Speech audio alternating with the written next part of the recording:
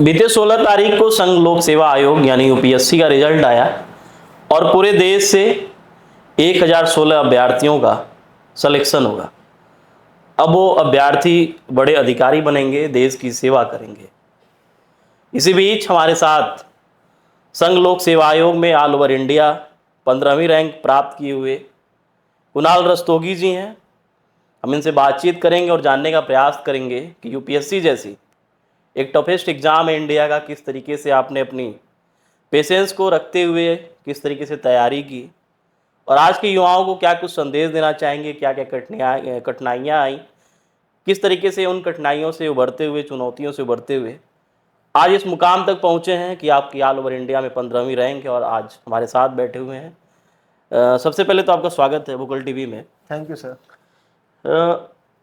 जब रिजल्ट आया तो किस तरीके से खुशी क्या रहा, ये एक बड़ा मुद्दा है क्योंकि तैयारी के दरमियान कई बार हताशा हाथ लगती है, निराशा लगती है, ऐसा लगता है कि छोड़ देना चाहिए।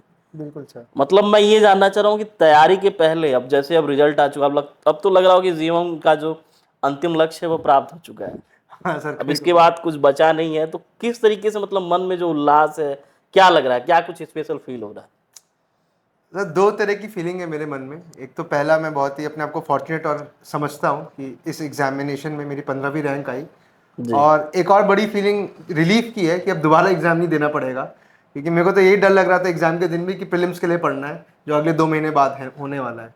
तो वो दोनों फीलिंग्स एक साथ हैं और अभी काफ़ी अच्छा लग रहा है। जैसे लगातार अभ्यर्थी जो हैं एक पेशेंस के साथ तैयारी करते हैं और हमेशा जो सफल अभ्यर्थी होते हैं उनकी बात तो होती है, लेकिन उसके पीछे लाखों ऐसे युवा हैं जो हर साल असफल हो जाते हैं इस एग्जाम में।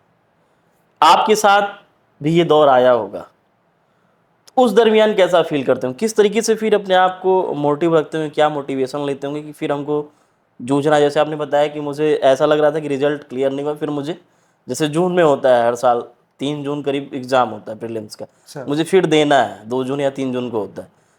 क्या लगता है मतलब जब निराशा हाथ लगती है, आपके साथ भी ये दौर आया होगा? बिल्कुल सर, मेरे को भी इस एग्जामिनेशन में 3 अटेम्प्ट हो गए जी। और मेरी तो निराशा बहुत ही ज़्यादा थी, क्योंकि पहले अटेम्प्ट में इंटरव्यू तक पहुंचा था और दूसरे अटेम्प्ट में मेरा प्रीलिम्स भी क्वालिफाई नहीं हुआ। और उसका मेजर रीज़न था कि मेरा सीसैट में सिर्फ 1 नंबर से रह गया था 2022 के अटेम्प्ट में। सीसैट में सर, और मैं इंजीनियर हूँ और तब भी सीसैट नहीं हुआ, तो वो सोच के मेरे को अभी भी काफ़ी निराशा होती है। और उस समय मैं यही सोचता था कि मैं एग्जामिनेशन छोड़ देना चाहिए और कुछ कर लेना चाहिए, लेकिन फिर मुझे याद आता था कि मैंने एग्जामिनेशन क्यों लिया। ये मेरे हमेशा मन में यही था कि मैं समाज सेवा किसी भी प्रकार में कर पाऊँ, और सिविल सर्विसेज एक वो माध्यम है जो मुझे देता है। तो मुझे लगता रहा और मेरे पेरेंट्स ने भी बोला कि तुम्हें और देना चाहिए, तो फॉर्चुनेटली मैंने उनकी बात सुनी और मेहनत करता रहा मैं, और फाइनली निकल गया सर आज। जैसे आपने कहा कि इंजीनियरिंग करने के बाद मैंने फिर तैयारी शुरू की यूपीएससी के लिए, सर स्कूलिंग कहाँ से हुई, प्रारंभिक शिक्षा आपकी? सर मैंने बहुत सारे स्कूल बदले अपने ज़िंदगी में, क्योंकि मेरे पिताजी की जो आईपीएस ऑफिसर है उनकी ट्रांसफरेबल जॉब रही है। जी। तो मैंने अपना क्लास 10 तक होली क्रॉस स्कूल अगरतला जो त्रिपुरा में है वहाँ से किया। फिर मैंने class 11 and 12 CMS Gomti Nagar Lucknow से किया। उसके बाद सर मैं बिट्स प्लानी गया अपनी सिविल इंजीनियरिंग कंप्लीट करने, और मैं 2021 में वहाँ से पास आउट हुआ। उसके बाद मतलब आपने तैयारी शुरू हाँ, की? उससे बाद उसी साल सर 21 में मैंने अपना पहला अटेम्प्ट भी दिया यूपीएससी एग्जामिनेशन में। अच्छा, बीटेक जैसे ही आपने पास हाँ आउट किया सर, उसी के जैसे उसी साथ? के साथ ही किया सर। तो जैसे बीटेक पास आउट आपने किया, तैयारी सब कुछ सेल्फ रहा या फिर किसी कोचिंग संस्थान में भी सर कहीं कुछ? कॉम्बिनेशन ऑफ बोथ बोलूँगा मैं। मैंने अपनी पूरी पढ़ाई घर से ही की है ऑनलाइन माध्यम से, क्योंकि मेरा सिविल इंजीनियरिंग था बिट्स पिलानी में और मैंने अपना ऑप्शनल पॉलिटिकल साइंस चुना। तो मुझे अच्छा। ये ज़रूरत लगी कि भाई मुझे कोई कोचिंग या फॉर्मल हेल्प की ज़रूरत पड़ेगी इस सिलेबस को समझने में। तो मैंने अपने आप को एक कोचिंग में इनरोल कराया, लेकिन जनरल स्टडीज़ में कॉन्फिडेंट था कि मैं खुद कर सकता हूँ। हाँ, लेकिन मैंने बहुत सारे एग्जामिनेशंस जो कोचिंग वाले कराते हैं मॉक टेस्ट, वो मैंने बहुत लिए, चाहे वो मेंस का हो चाहे वो प्रीलिम्स का हो। तो एक फाउंडेशन कोर्स लिया और बहुत सारे मॉक टेस्ट लिए, यही मेरा कोचिंग के साथ वो रहा है एसोसिएशन। जैसे लगातार जो भी सफल होके सामने आते हैं तो जैसे पढ़ने का एक रहता है कि इतने घंटे हमको पढ़ना है, 8 घंटे, 10 घंटे, 12 घंटे, कहीं कहीं तो 16-16 घंटे भी विद्यार्थी बोलते हैं। सर। जैसे लगातार आजकल जो युवा है उनके अंदर एक लाइब्रेरी की एक अलग हनक उनके मन में सवार हो चुकी है कि जब तक हम लाइब्रेरी नहीं जाएंगे सक्सेस नहीं होंगे। जो मुखर्जी नगर का कॉन्सेप्ट था, मैं पूरे ऑल ओवर यूपी देख रहा हूँ, सर। छोटे से छोटे शहरों में और जैसे नगर पालिका है जो छोटा छोटी जगह है वहाँ भी अब आजकल लाइब्रेरी खुल चुकी हैं। सर। बच्चे जा रहे हैं, उनको लग रहा है कि लाइब्रेरी हमको एक अलग मोटिवेशन मिलेगा और मेरे जाने से ही वहाँ पहुँचने से ही की जो सफलता की एक मानक है वो निर्धारित हो जाएगा। सर। लाइब्रेरी की क्या भूमिका है, ग्रुप स्टडी लाइब्रेरी? सर मैं सिर्फ अपना एक्सपीरियंस बता सकता हूँ। मैंने आज तक कभी लाइब्रेरी में पैर नहीं रखा है। मैं हमेशा अपने घर पे ही अपने कमरे में स्टडी करता था। बहुत लोग के लिए लाइब्रेरी उनके लिए बहुत यूज़फुल हो सकती है, लेकिन मुझे कभी इस बात का अनुभव नहीं हुआ। तो मैं तो अपने कमरे में बैठ के अकेले पढ़ता था और मैं यही मानता हूँ कि सेल्फ स्टडी बहुत ज़्यादा इंपॉर्टेंट है। ग्रुप स्टडी के भी कुछ बेनिफिट्स हैं, लेकिन मेरे ख्याल से सेल्फ स्टडी उसको आउटवे करती है। तो खुद पढ़ना बहुत ज़्यादा ज़रूरी है। जैसे पढ़ाई के दरमियान लगातार ये बहुत बड़ा एग्ज़ाम भी है, बहुत कुछ पढ़ना भी होता है, सिलेबस बड़ा ब्रॉड होता है। बिल्कुल सर। तो मोटिवेशन कहाँ से मिलता था, किस तरीके से अपने आप को आप मतलब केंद्रित करते थे? क्योंकि निराशा हताशा तो लगती होगी, हर दूसरे दिन लगता है कि छोड़ ना दूँ, क्यों ना छोड़ दूँ, बिल्कुल कुछ सर। और कर लूँ, ये चीज़ें आती हैं मन में। सर ये डिलेमा मेरे मन में बहुत था जब मैं सेकेंड अटेम्प्ट में अपने सीसैट में फेल हुआ। फिर था कि मेरे पास 1.5 साल है अगले अटेम्प्ट देने के लिए और मेरे पास अभी कुछ है नहीं। तो सर मैंने उस समय समझा कि निराशा और ये सब तो होती रहेगी, लेकिन उसको उस दौरान अपने आप को मोटिवेट रखने के लिए मैंने अपने टेस्ट देना बहुत शुरू किया। तो मैंने अपनी ज़िंदगी को यही बना लिया था कि मुझे आज ये टेस्ट देना है और इसमें मेरे को इतने नंबर चाहिए। अच्छा, टेस्ट डेली रहता था? टेस्ट में क्योंकि सर नहीं तो आप अपने आप को डिसिप्लिन नहीं कर पाते। अगर मान लीजिए आपके पास 1.5 साल है के बाद एग्जामिनेशन आने वाला है और बीच में आप अपने आप को कोई एग्जाम नहीं दे रहे, तो ना आप अपने आप को टेस्ट कर पाओगे ना डिसिप्लिन रख पाओगे।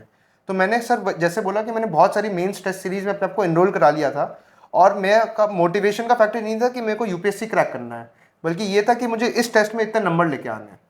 तो उससे मेरा थोड़ा स्ट्रेस भी कम हुआ कि ये सोच के कि 1.5 साल मतलब बाद है। यूपीएससी को दिमाग से ही निकाल दिए? हाँ सर, मैं सिर्फ अपने टेस्ट पे फोकस करता था कि मुझे आज ये काम करना है, इतने नंबर चाहिए मेरे को, और बस वही मेरा उद्देश्य था उस दिन के लिए। तो माइक्रो टारगेट्स मैंने बनाना शुरू किए, छोटे छोटे छोटे छोटे चीज़ें। तो अब कोई भी बड़ी प्रॉब्लम आती है अगर तो छोटा छोटा करके करो तो सॉल्व करने में भी आसान होता है। तो वही मैंने अपनाया। अच्छा, उस दरमियान ये भी लगा होगा कि नहीं होगा तो क्या होगा, मन में एक डर जो होती है, माँ पिता की कैसी, मतलब इसमें क्या सपोर्ट कैसे मिला, किस तरीके से?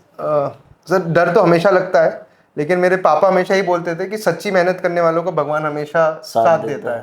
तो फिर मैंने सर वो सोच के रखा था कि मेरे कंट्रोल में सिर्फ मेहनत है, बाकी जो रिजल्ट है वो सब तो मेरे हाथों में नहीं है। तो मुझे जो कंट्रोलेबल्स हैं सिर्फ उनको कंट्रोल करना चाहिए, बाकी सब चीज़ें दूसरों पे छोड़ देनी चाहिए।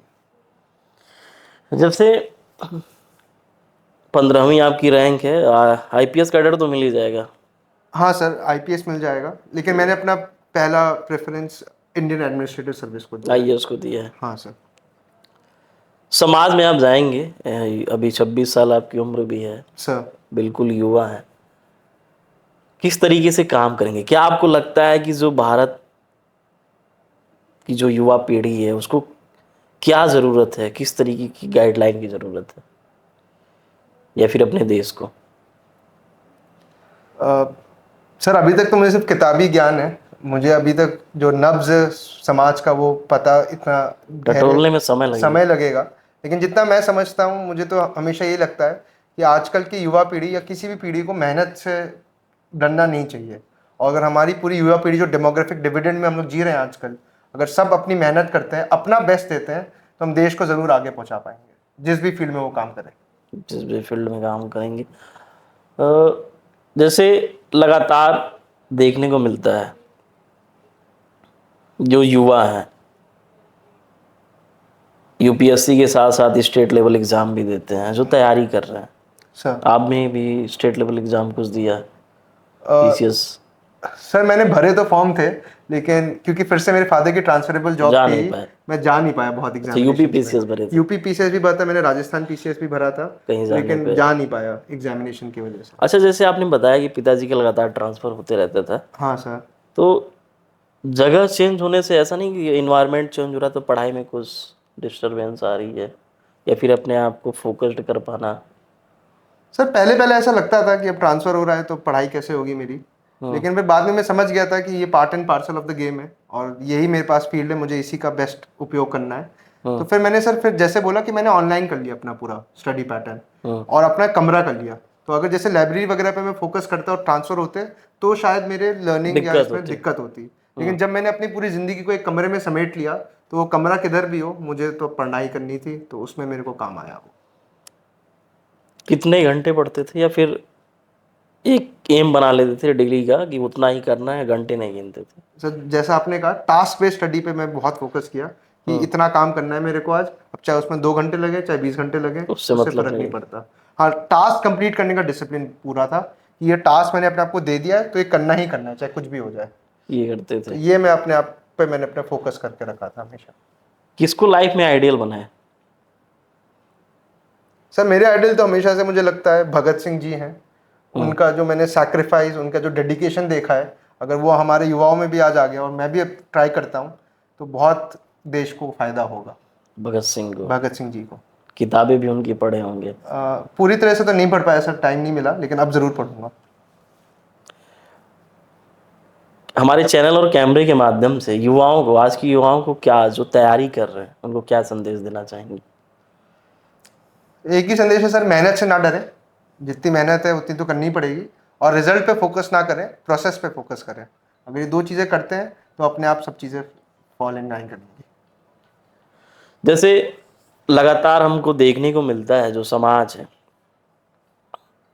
अगर एक डीएम के तौर पे आपकी कहीं पोस्टिंग होती है तो किस तरीके से उस ज़िले की जो प्रशासन व्यवस्था है, प्रशासनिक पावर, कैसे उसको संभालेंगे? सर हमारे ऑनरेबल प्राइम मिनिस्टर हमेशा कहते हैं कि ट्रस्ट बेस्ड गवर्नेंस की बहुत ज़रूरत है आजकल देश में। तो कोई भी अगर प्रशासनिक सेवा संभालनी है तो लोगों को जानना और लोगों का इन्वॉल्वमेंट करना उस प्रशासन में बहुत ज़रूरी है। तो मैं अगर कभी मौका मिलता है तो ये ज़रूर करना चाहूँगा कि जो डिस्टेंस है बिटवीन एडमिनिस्ट्रेशन और पीपल उसको कम से कम किया जाए, और उसके लिए बहुत माध्यम आजकल आ चुके हैं और मैं ट्राई करूँगा उनको फॉलो करने का। जैसे तैयारी के दरमियान आपने सोशल मीडिया सर लगातार देखने को मिलता है कि सोशल मीडिया जैसे टेलीग्राम हो गया, तमाम चैनल हैं, स्टडी मटेरियल वहाँ से मिल जाते हैं, सर आपने उसका उपयोग किया?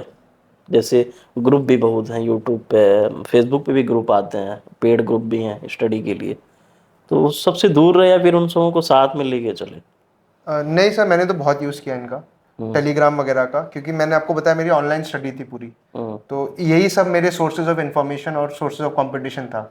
जब मैं इनको देखता था कि क्या पढ़ रहे हैं, क्या चल रहा है मार्केट में, क्योंकि है तो ये कम्पिटेटिव एग्जामिनेशन, अगर आपने अपना कंपटीशन नहीं जांचा है कैसा है तो आपको नहीं पता कि आपके अंदर क्या गलतियां या क्या आपके अंदर इंप्रूवमेंट कर सकते हैं। तो इन माध्यमों से मैं देखता था कि और लोग क्या कर रहे हैं, मैं अपने आप को और कैसे बेहतर कर सकता हूँ, तो उन चीज़ों के लिए मैंने इसको बहुत यूटिलाइज किया है। जैसे फेसबुक, व्हाट्सअप, इंस्टा, ये सब नहीं चीज़ें? ये सब नहीं सर, ये सब तो बंद ही रहा ये होगा। सब तो बंद है। जैसे आप स्टडी ग्रुप्स की बात कर रहे थे या टेलीग्राम वगैरह, उनको मैंने काफ़ी इस्तेमाल किया। मतलब टेलीग्राम जो है वो भी यूजफुल है? सर वो डिपेंड आप पे करता है, फिर से क्या आप आप कैसे लेते यूज़ हो? करते हैं उसको। अगर आप पॉजिटिवली उसको यूज़ करेंगे तो ऑब्वियसली टेक्नोलॉजी हमेशा एक कैटलाइजर की तरह काम करता है आपके सक्सेस के लिए। अंतिम सवाल आपसे, सर अब कैसा फील हो रहा है परिवार के लोगों के साथ? जैसे अब क्या है कि देखा जाए तो जो एक प्रेशर होना चाहिए पढ़ाई का, करीब करीब वो हट गया। अब आपकी शिक्षा के ऊपर आप क्या पढ़ते हैं? खैर, पढ़ाई की है तो वो जुनून रहेगा, अगर जो तैयारी किया तो जीवन भर उसके साथ किताबों का जो एक साथ चलता है किताबों का, वो चलता रहेगा। बिल्कुल सर। लेकिन मानसिक जो एक प्रेशर होना चाहिए वो अब ख़त्म हो चुका है। सर प्रेशर तो मेरे ख्याल से ज़िंदगी भर किसी ना किसी फॉर्मेट का चलता रहता है।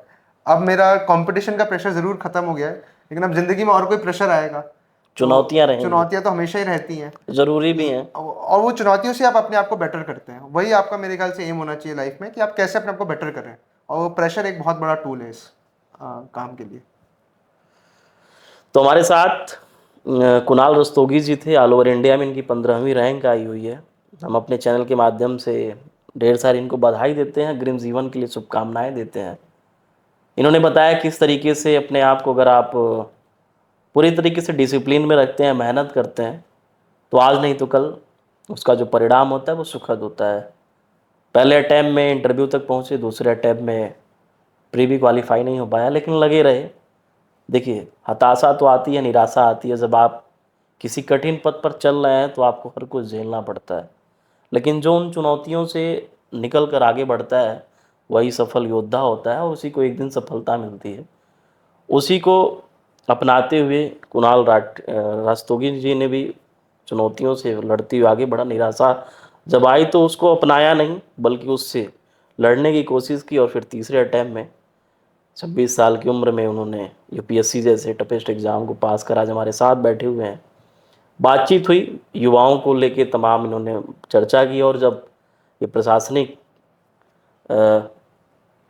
पावर का एक हिस्सा बनेंगे, प्रशासनिक अधिकारी तो बन ही गए हैं, जब इनको प्रशासन के रूप में कहीं पदस्थ किया जाएगा, कुछ पदभार दिया जाएगा, तो किस तरीके से ये जो आम जनता होती है और प्रशासनिक अधिकारी होता है, जो उसके बीच एक गहरी खाई है, उसको पाटने का प्रयास करेंगे, जिससे जो जनता की जो समस्या है उससे निजात मिल सके, छुटकारा मिल सके। लगातार वोकल टीवी की टीम ग्राउंड जीरो पे जाके जो भी नए प्रहरी के रूप में युवा समाज के लिए एक कह सकते हैं कि आइकन बन के सामने आ रहे हैं, उन तक पहुंच रही है, और जो भी ग्राउंड जीरो की रिपोर्ट है उसको दिखाने का हम हर संभव प्रयास कर रहे हैं। हमारे सहयोगी दीपेश पटेल के साथ मैं आशीष शुक्ला, वोकल टीवी रायपुर, छत्तीसगढ़।